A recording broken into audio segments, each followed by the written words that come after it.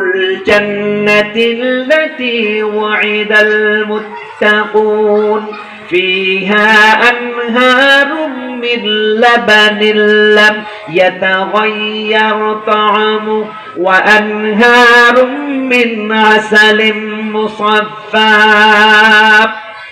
আল্লাহ রাব্বুল আলামিন যেই সমস্ত মুমিনদের জন্য ওয়াদা করেছেন, যে সমস্ত মুমিনরা আল্লাহর দ্বীনকে সংরক্ষণ করবে, দ্বীনের দায়িত্বগুলো ঠিকমতো আদায় করবে, আল্লাহকে ভয় করবে, আল্লাহকে ভয় করে দুনিয়াতে জীবন যাপন করবে, এই সমস্ত মুত্তাকি ব্যক্তির জন্য আল্লাহ রাব্বুল আলামিন যে জান্নাতের ওয়াদা করেছেন, অবশ্যই সেই জান্নাত তাদেরকে দান করে দিবে। ওয়াইদাল মুত্তাকুন, মুত্তাকিদের জন্য আল্লাহ পাক ওয়াদা করেছেন যে জান্নাত দেওয়া হবে তাদেরকে। মাসালুল জান্নাত, আল্লাহ পাক বললেন আমি তোমাদেরকে উদাহরণ দিচ্ছি, শোনো। কে বলছেন? এটা আওয়াজ দেন, কে বলছেন? আল্লাহ। আমরা উদাহরণ দেই না কোন কথা বোঝাতে গিয়ে, বিশেষ করে শিক্ষক যারা আছেন, মুরব্বী যারা আছেন, আপনারা কথা বলতে গিয়ে উদাহরণ দেন না?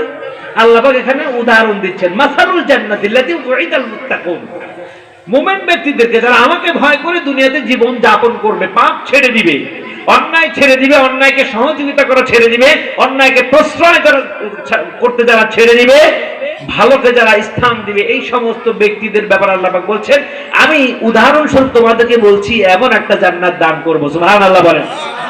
ফিহা আনহারুম মিন মাইন গায়রি আসিন ওয়া আনহারুম মিন লাবানিন লাম ইয়াতাগায়্যার তা'আমু, এমন একটা জান্নাত তাদেরকে দান করব যে জান্নাতের ভিতরে স্বচ্ছ স্বচ্ছ পানির ঝর্ণা সমূহ থাকবে। সুবহানাল্লাহ। যে জান্নাতের পানিতে গোসল করেছিলেন হযরত আইয়ুব আলাইহিস সালাম, সুবহানাল্লাহ বলে, 18 বছর পর্যন্ত পোকে খেয়েছে, সারা শরীরে ক্ষত হয়ে গিয়েছে, শরীর ভালো হয় নাই। জানেন ঘটনা? আপনারা জানেন কত বছর?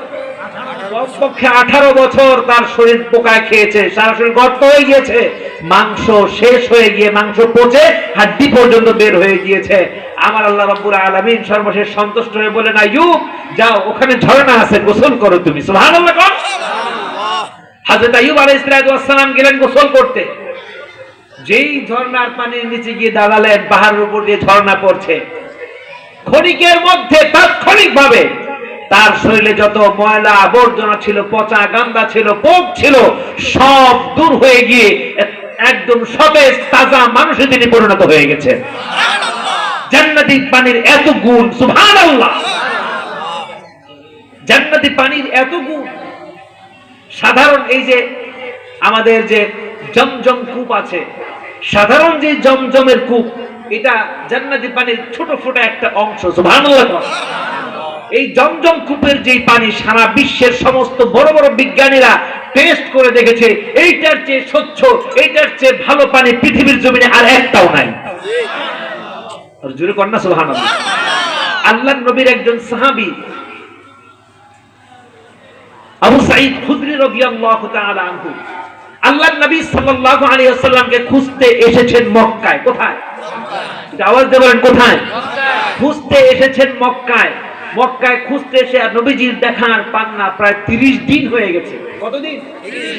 30 দিন হয়ে গেছে। 30 দিনের মধ্যে একটা দানা গ্রহণ করে নাই।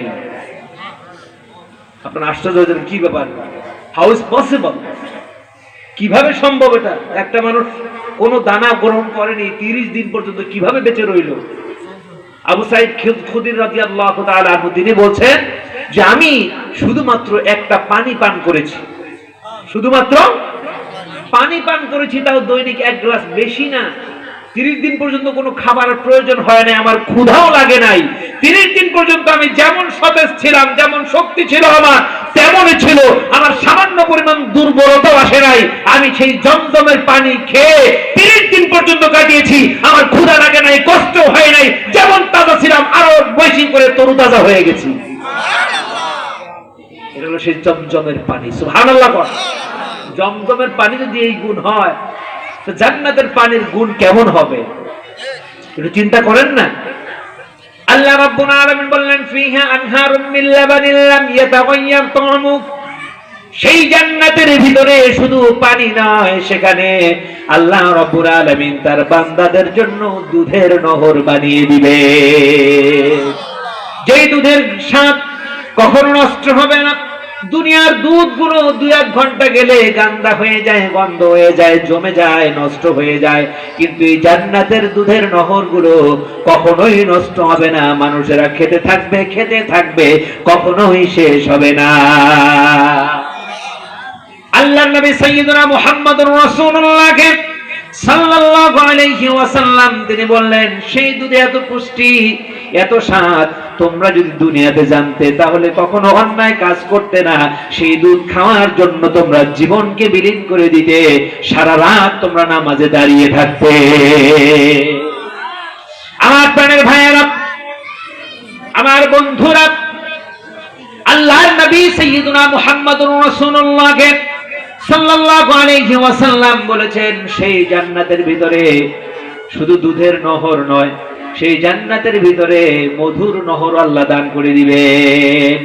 ওয়ানহারুম মিন আসালিম মুসাফফা, আল্লাহ নিজেই বলেছেন ওই জান্নাতের ভিতরে আরো একটা নহর থাকবে তোমাদের জন্য, সেটা হলো একেবারে সিক্ত, একেবারে স্বচ্ছ এবং স্বাস্থ্যকর মধু, মধুর ঝর্ণা, মধুর নহর আমি তোমাদেরকে দান করে দিব।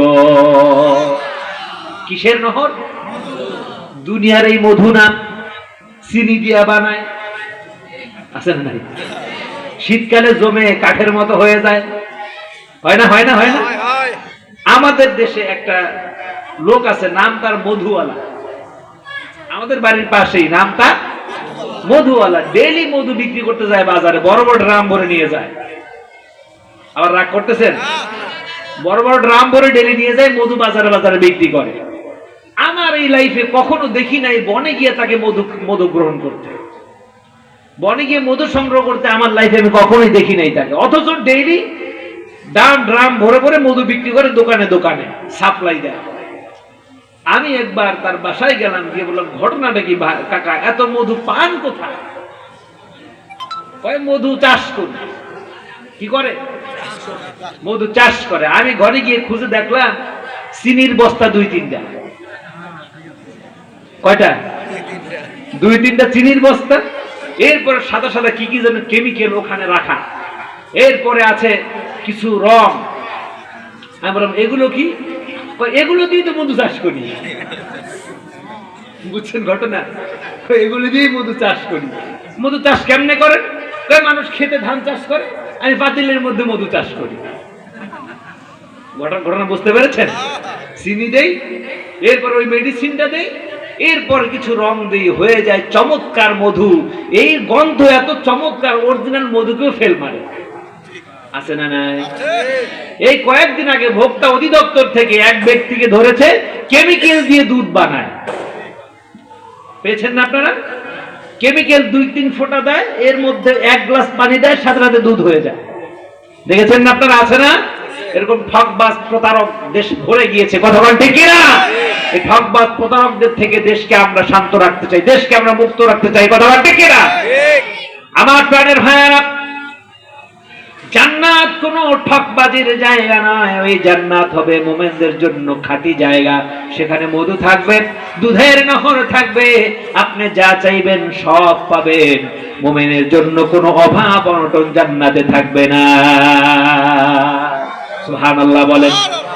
আমার রাসূল বললেন, ও আমার সাহাবারা, এই জান্নাত কি তোমরা পেতে চাও? সাহাবায়ে কেরাম রিদওয়ানুল্লাহি আজমাইন বললেন, ইয়া রাসূলুল্লাহ, ইয়া হাবিবাল্লাহ, আমরা তো সেই জান্নাত পেতে চাই। আমার রাসূল বললেন, জান্নাত যদি পেতে চাও তাহলে শর্ত মানতে হবে। কি মানতে হবে? কি মানতে হবে? শর্ত মানতে হবে। শর্ত আমাদের লাইফে আছে না নাই? এই জোরে বলেন। মেয়ে বিয়ে দিব তোমার কাছে, শর্ত আছে, মেয়েকে কষ্ট দেওয়া যাবে না। মেয়ের বাবা বলে কি বলে না? এই জোরে বলেন, বলে কি বলে না? এরকম জান্নাতে যাওয়ার শর্ত আছে। নবী করিম সাল্লাল্লাহু আলাইহি ওয়াসাল্লাম হাদিস শরীফের মধ্যে বলেছেন, কমপক্ষে 10টি শর্ত। এই 10টি শর্ত যদি তোমরা পালন করো, জান্নাত তোমাদের চাওয়া লাগবে না, জান্নাত তোমার কাছে অটোমেটিক চলে আসবে। শর্ত কয়টা? চিল্লায় বলেন শর্ত কয়টা? শর্তগুলো শুনতে চান না চলে যাবেন? শুনতে চান? আমার নবীজি বলেন প্রথম শর্ত হলো ঈমান বিল্লাহ, আল্লাহর প্রতি নিরঙ্কুশ ঈমান সবার প্রথম তোমাকে আনতে হবে। ঈমান আনার পর কোন প্রকার ফাঁক ফোকর রাখা যাবে না, একমাত্র বিশ্বাসের স্থান বানাতে হবে কাকে?